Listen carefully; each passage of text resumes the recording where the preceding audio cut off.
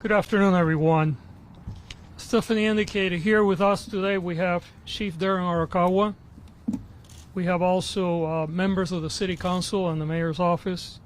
We have my Chief of Staff, Mr. Iniguez, and we have members of the family. Also, Ms. Suarez will be saying a few words at the end. But we also have his sister, Alexa, here. And I want to begin by saying that today yesterday we filed charges in connection with this case, which occurred in November 3rd of 2021, when 12-year-old Isaiah Suarez was killed and two other people were seriously injured. LA County Deputy Sheriff Ricardo Castro was being charged with 1 count of murder, 1 count of manslaughter, 1 count of reckless driving with a great bodily injury enhancement for the 2 victims that survived.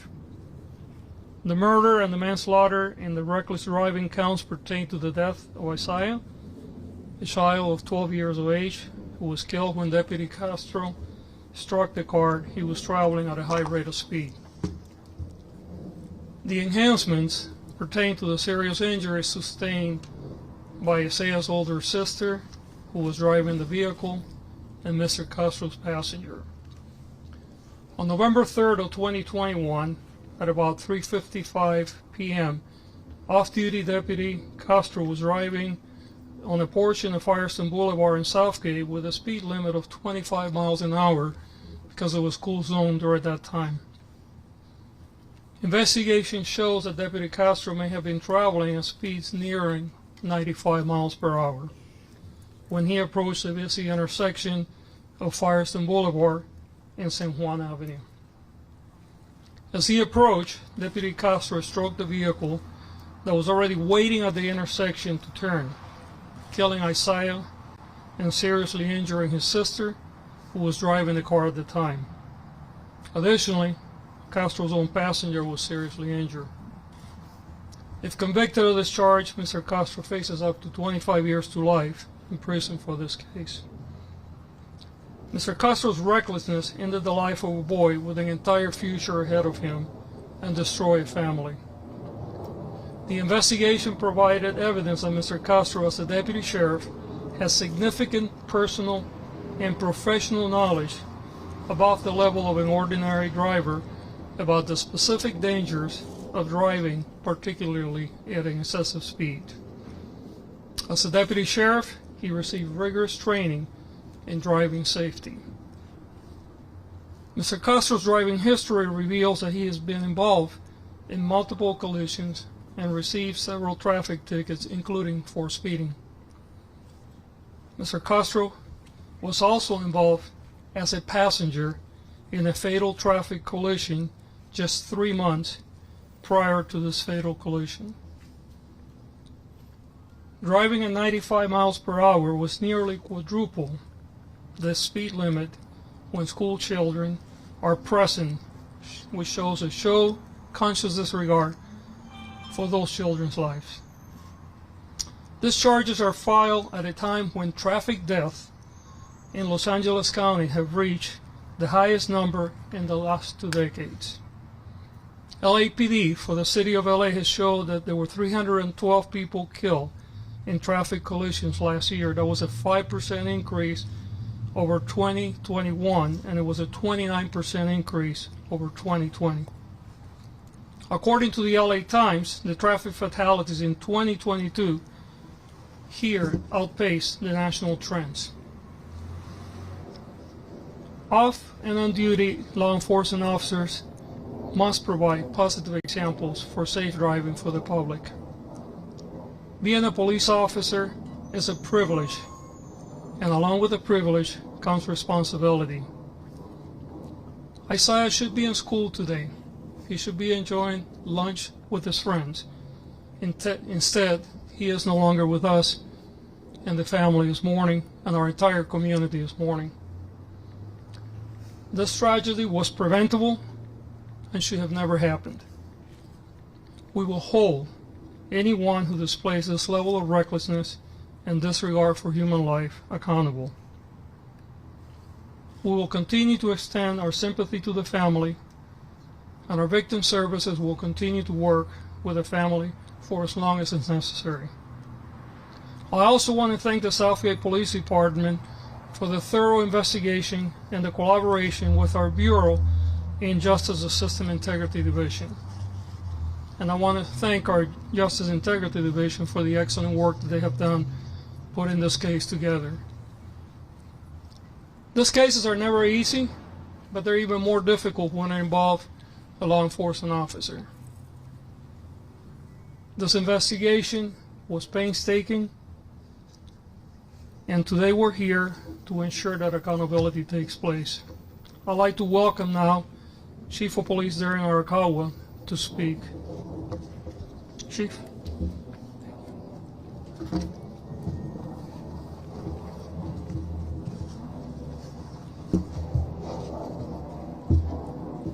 Good afternoon, everyone. I would like to thank the District Attorney George Gascon and his team of attorneys at the Justice System Integrity Division, along with his professional staff that work with my investigators from the Traffic Division.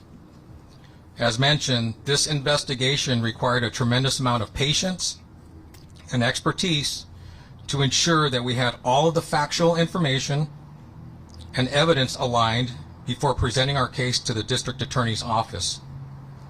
We're almost 16 months removed from this tragedy, and we feel confident that the overwhelming and strong evidence that was gathered justifies the charges and will speak for itself in the courtroom. This incident occurred on November 3rd of 2021 when Ricardo Castro was driving his Ford pickup truck eastbound on Firestone Boulevard at an unsafe speed far beyond the speed limit. As he approached the intersection of San Juan, an earlier model Mercedes-Benz was negotiating a left-hand turn from westbound Firestone to southbound San Juan Avenue. When Castro entered that intersection, his pickup truck broadsided the side of the Mercedes where 12-year-old Isaiah was sitting. The Mercedes was launched east of the intersection and Castro's pickup truck rolled over. Residents out there and citizens immediately responded to the vehicles. Responded officers and LA County Fire Department paramedics responded as well and provided medical attention to Castro and his female adult passenger, 12-year-old Isaiah, and his adult sister, Alexa, who was driving the Mercedes. All were transported to local hospitals for treatment of their injuries. Despite the valiant efforts of LA County firefighters and the medical staff at Long Beach Memorial Hospital, Isaiah did not survive this horrific event. I want to emphasize that this was a preventable incident that was clearly in the hands of Mr. Castro, and that cannot be understated. At the time of the collision, the street was heavily populated with motorists and pedestrians and occurred during a time period where school children were still present.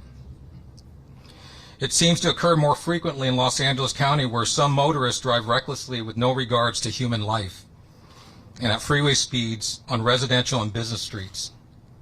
The outcome of these driving habits sadly have irreparable consequences. The family that's standing behind me validates my point. Shortly after this collision, I met with the Suarez family to assure them that no stone would go unturned and that the outcome of this investigation would help provide them with some answers. Unfortunately, what I may never be able to answer is why. Why on this date were their lives forever changed? I don't have those answers, nor do I think I ever will. However, I do take solace in knowing that the first step in reconciling their loss is to hold the defendant responsible for his actions in this incident. Isaiah was an innocent child. He didn't stand a chance in that crash. Before we take questions, I do want to hand it over to Isaiah's mother if she has it in her to say a few words about her son. Betsabe Suarez?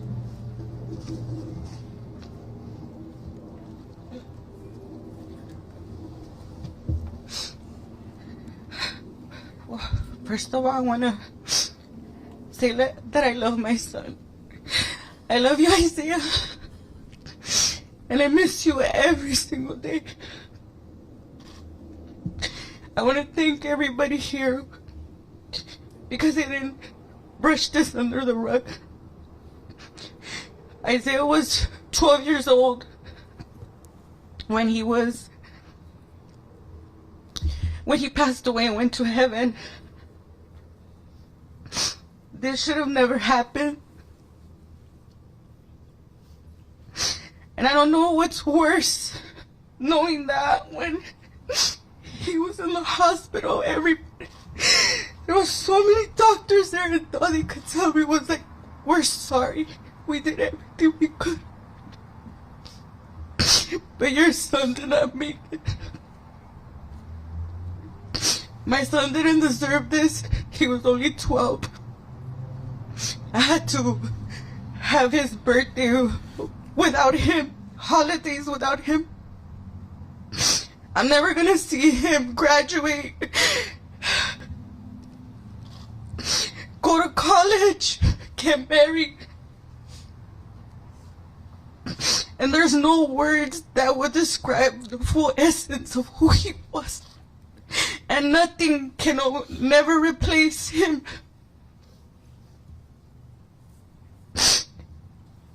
My son was brave. He was very thoughtful, caring, funny. He believed in God. He made a decision to get baptized because he said he wanted to be a new man. And 3 days later, he passed away. Even in the day that he passed away, the reason why they were out is because he wanted to get a ruler for one of his classmates that got bullied. So even in the last day of his life, that was what he wanted to do. He wanted to get a ruler for that girl who got bullied, and they took her ruler.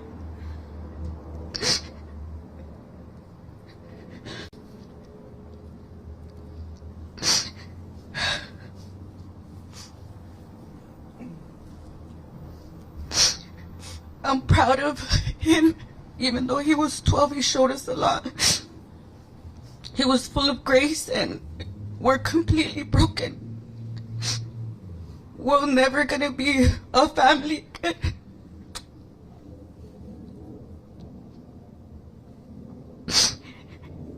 And he's very missed.